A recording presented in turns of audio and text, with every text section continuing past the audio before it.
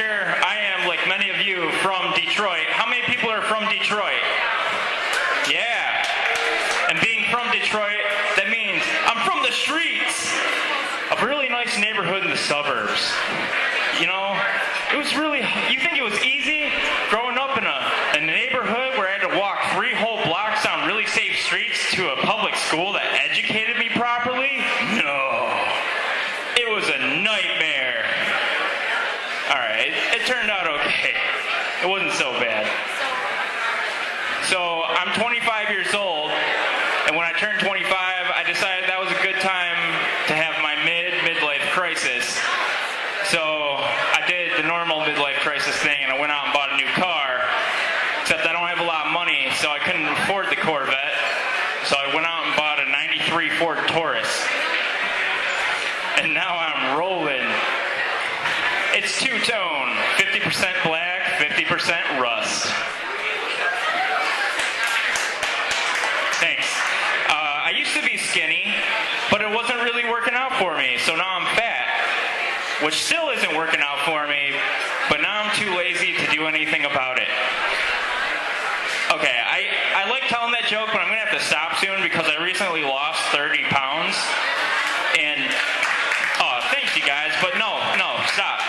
The thing is, when I lost 30 pounds, and that's like $50 American dollars, and when you lose that amount of money, you can't buy the things you really want, like Game of Thrones on Blu-ray.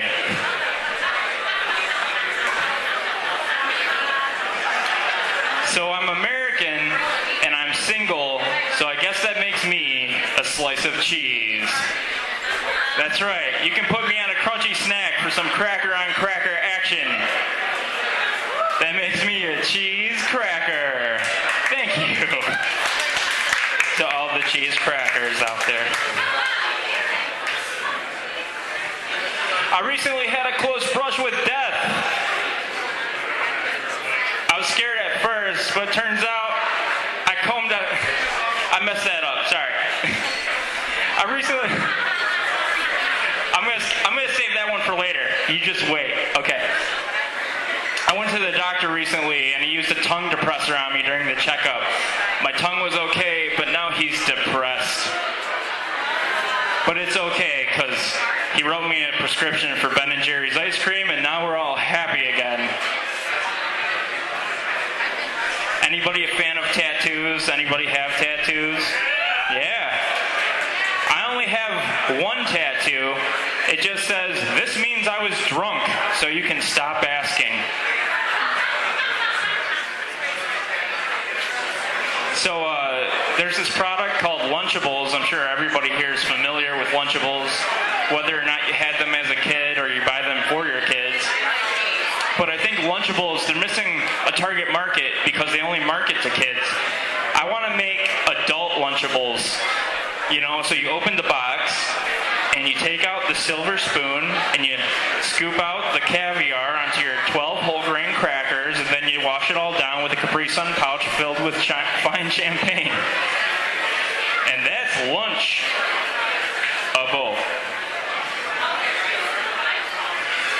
I'm a big fan of treasure maps.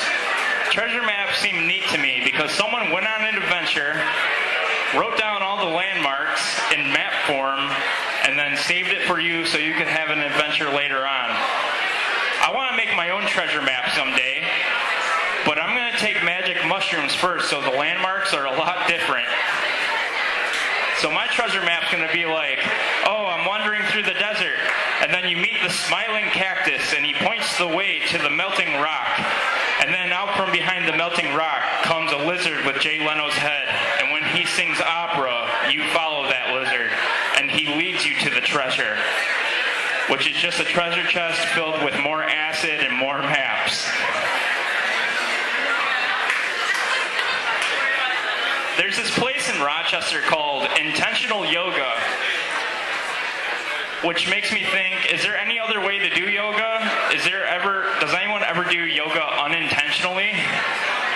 Like you're walking down the street and you trip and you're like, oh, downward facing dog. Ooh, I'm stretched out. That is a good accidental workout. Thank you, unintentional yoga.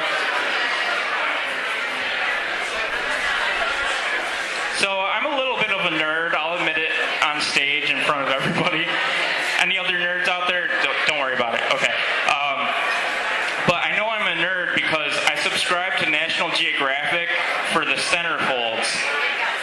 You know, so I get National Geographic, I'm like, oh my God, look at you.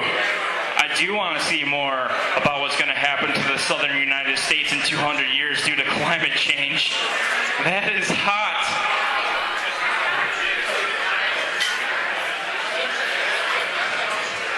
So I recently had a close brush with death, and boy was his hair tangly.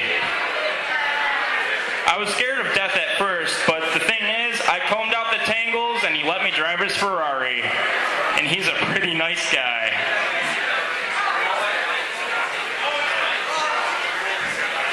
There's a phrase I find confusing. When something is easy, it's like shooting fish in a barrel. That doesn't make any sense to me because let's walk through the scenario. First, you need to have a barrel for some reason. You need to fill it with water. You need to go fishing, fill it with fish. Then you need to find a weapon, take that weapon, and shoot the fish in the barrel.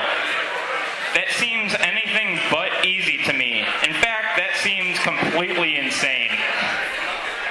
Like if you walked by and there was a guy shooting fish in a barrel on the street, you wouldn't say, hey, that guy's got it figured out.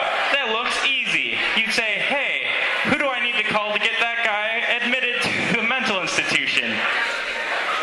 So I think it should be like, hey, that's crazy, like shooting fish in a barrel. Any Harry Potter fans? Yeah, there's the nerds. Okay, so I think Harry Potter is pretty lucky he had the whole, lightning scar mark to destroy the Dark Lord thing going for him. Because otherwise, he would have just been another high school dropout, flipping burgers at the local fast food restaurant called McMuggles, and his old enemies come in every once in a while and make fun of him. Once in a while, Malfoy would come in and he'd be like, what do you want, Malfoy? You better serve me some respect, Potter. The Malfoy's own McMuggles. Oh, I'm sorry, sir. What would you like, sir? Okay, I would like a double McMuggle with cheese, a Huffle